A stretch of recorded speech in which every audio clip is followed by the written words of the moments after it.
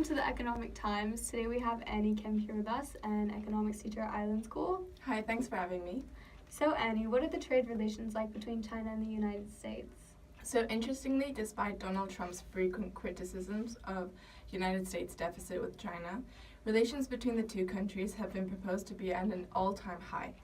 This news comes after Donald Trump's and Xi Jinping's, president of China's, meeting at the Mar-a-Lago summit. So what are your thoughts on the two countries announcing updates on an upcoming trade deal? So this strong relationship comes as quite a surprise for many, as previously Donald Trump, the President of the United States, had previously been strongly against the immense trade deficit that the United States has with China, particularly in relation to steel. The trade between the Chinese and Americans has been rather beneficial, though, on both sides. I mean, something that Donald Trump's been quite concerned with throughout his campaigning and now his presidency is jobs. But what might come to quite a surprise for many is that the trade relationship between has supported 2.6 million jobs in the United States across industries. And so it kind of may show what a different tone towards the relationship between the two countries. Definitely. Now we have the economist Mao Zedong here with us. Nice to meet you today. So Mao, how has China influenced its exchange rate? Until 2005, China had a pegged exchange rate with the US dollar. So after 2005, China changed their policy and adopted a managed exchange rate with a trading band. So a trading band basically is the band in which the currency is allowed to fluctuate. So they started with a 0.3% trading band, and in March 2014, it was moved to a 2% trading band. In August 2015, China started devaluing its currency outside the trading band by intervening in the market. That's really interesting. So how does China manage their exchange rate? So China does this by maintaining strict rules for individuals and banks holding yuan, the currency of China. And thus the yuan is not considered to be fully convertible, meaning companies, individuals, or governments cannot buy and sell as much as they want.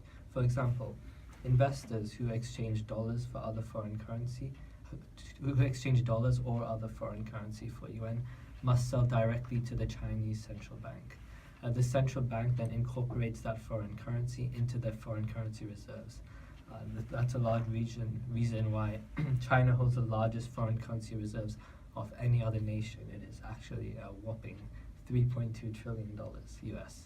That's a lot. I know, right? They use these reserves to influence the value of the currency by intervening in the foreign exchange markets. As I said earlier, they were devaluing it. So if China wants to weaken the currency, which is devaluing,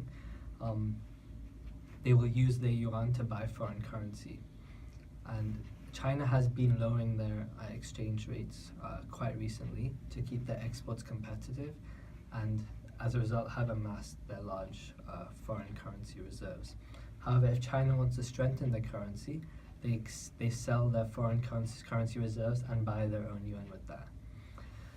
While China does have a managed exchange rate, in 2016 they actually relaxed it as they want market forces to have a larger impact on the yuan, and that results in more volatile exchange rates for the yuan.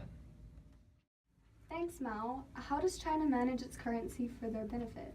So if the dollar loses value, China buys dollars in order to strengthen the dollar relative to the yuan. They do this in order to keep their exports competitive.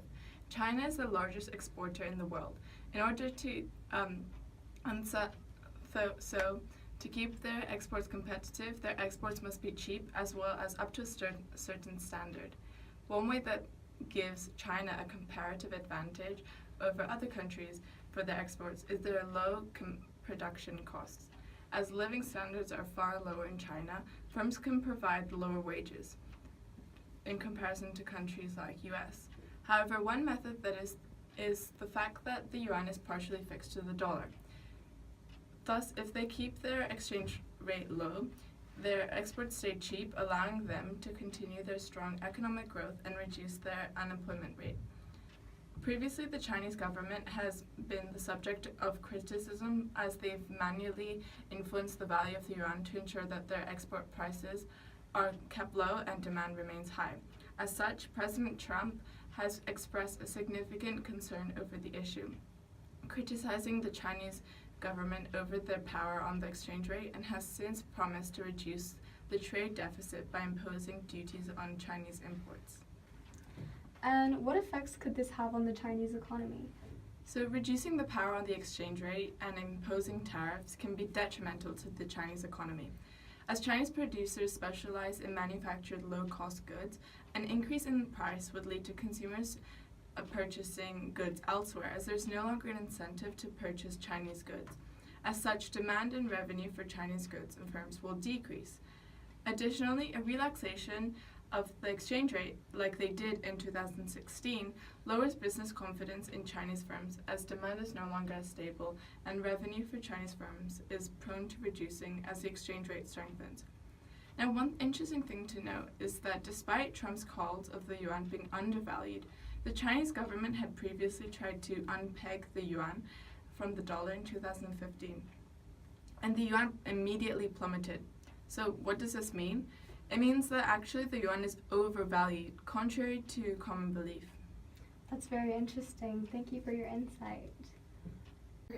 Now we have a special guest here with us today, Ivanka Trump. Hi.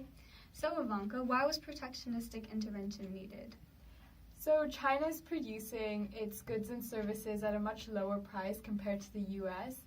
And with the exchange rate being partially fixed to the dollar and the lower standard of living for the workers, this allows companies in China to pay lower wages to their workers. And what was the result of this? So because of this, US companies can't compete with China's low cost. So a lot of US manufacturing jobs are lost as a result. So the tariff imposed against China's goods and services would help to bring back jobs in the US. And with the tariff, the US domestic goods and services will be of higher prices to consumers. So therefore, it is unlikely that the trade deficit will change. Has there been any previous tariffs imposed against China from the US? Yeah, about 3 years ago, the US imposed tariffs on Chinese-made tires in response to the efforts by workers in the American tire industry to prevent jobs from moving to China. So the US Commerce Department discovered that local tire manufacturers in China were being unfairly subsidized. So therefore, they placed a tariff ranging from about 17.7% to 81.3%, depending on the manufacturer. That's very interesting. Thanks for being here with us today. Now back to join us.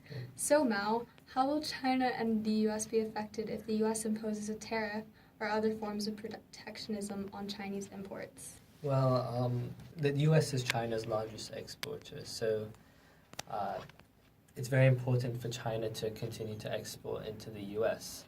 However, China is able to successfully export into the US as they have an absolute advantage in production. For example, US exports to China was only 116 billion, while imports from China in the US was 463 billion. So obviously we can see here that China exports a lot more than the US does. Mm-hmm. And if the US were to impose some trade restrictions on us, such as a tariff, this could be very detrimental to both us and America. For example, while domestic consumers in the US, they will have to pay higher prices as production is now being done by more inefficient American producers rather than us, the more efficient Chinese producers who are able to have a lower cost of production. So they would have less choice, less variety, and will have to pay higher prices. However, the US producers would benefit from this as they do not have to compete with such low prices, as our cost of productions have now increased due to the tariff.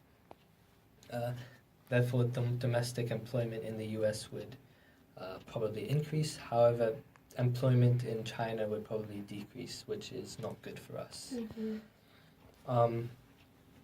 And this is also not the best thing for the world as a whole, as it causes a global misallocation of resources, which just means that we're not getting everything done as efficiently as we can, and therefore resources are being wasted when they could be used for other things, causing opportunity costs. So I say, as a economists of China that they should not impose any tariffs. Donald Trump should not do that. That's interesting. Thank you for joining us today.